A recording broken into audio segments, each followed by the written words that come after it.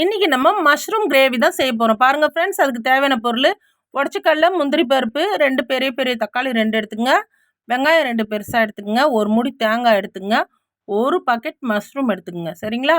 இன்றைக்கி நம்ம இதை வச்சு ஒரு மஷ்ரூம் கிரேவி செய்யலாமா? பாருங்கள், வெங்காயம் தக்காளி நல்லா மிக்ஸி ஜாரில் அரைச்சிக்கங்க, முந்திரி உடச்சிக்கடல தேங்காய் நல்லா அரைச்சி வச்சுக்கோங்க. ஒரு சட்டியை வைங்க அடுப்பில், எண்ணெய் தேவையான அளவு ஊற்றுங்க. நான் எண்ணெய் கம்மியாக தான் செய்கிறேன். சரிங்களா? 2 ஸ்பூன் எண்ணெய் தான் போட்டேன். பட்டை லவங்கம் போடுங்க. நல்லா பட்டை லவங்கம் பொரிஞ்ச உடனே நம்ம இந்த அரைச்சி வச்ச வெங்காயம் தக்காளி அதில் ஊற்றிடுவோம். சரிங்களா? நல்லா அரைச்சி வச்ச விழுத அதில் தூக்கி ஊற்றுறேன். நான் ஊற்றி நல்லா வதக்குங்க ஃப்ரெண்ட்ஸ். சரிங்களா? வதக்கு நல்லா அந்த எண்ணெய் மேலே பிரிஞ்சு வரணும். நல்லா வதக்கிக்கலாம்.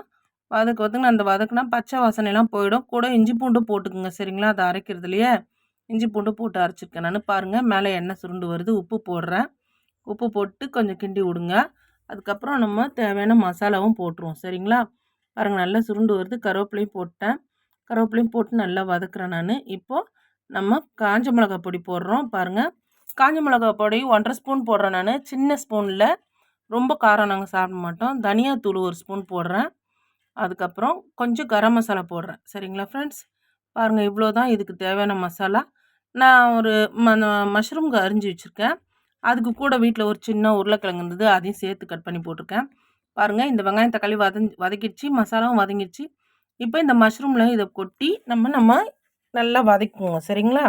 இந்த மசாலாவில் நல்லா ஒரு வதக்கிட்டு தேவையான தண்ணி ஊற்றி நல்லா கொதிக்க விடுவோம். சரிங்களா?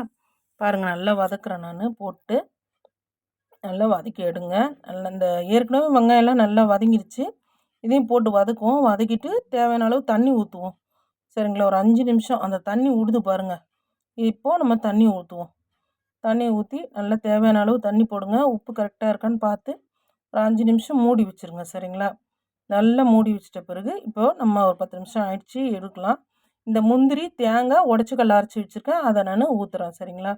இது ஊற்றினா தான் திக்னஸாக இருக்கும் கிரேவி. சரிங்களா? பாருங்கள், ஊற்றிட்டேன். இப்போ மிக்ஸி ஜாரை கொஞ்சம் கழுவி ஊற்றிடுவோம். ஏன்னா ஃபுல்லாக அதில் இருக்குது, வேஸ்ட் ஆக்கக்கூடாதுல்ல.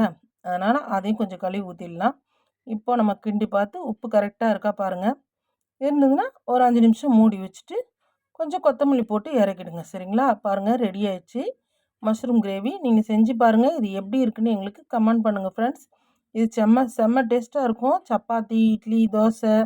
நாங்கள் சப்பாத்தி, இட்லிக்கு, தோசைக்கு தான் பண்ணியிருக்கோம். நீங்களும் அதேமாதிரி வச்சு சாப்பிடுங்க. சரிங்களா? நல்லாயிருக்கும். எப்படி இருக்குது சொல்லுங்கள். பாய் ஃப்ரெண்ட்ஸ், எப்படி இருக்குது சொல்லுங்கள்.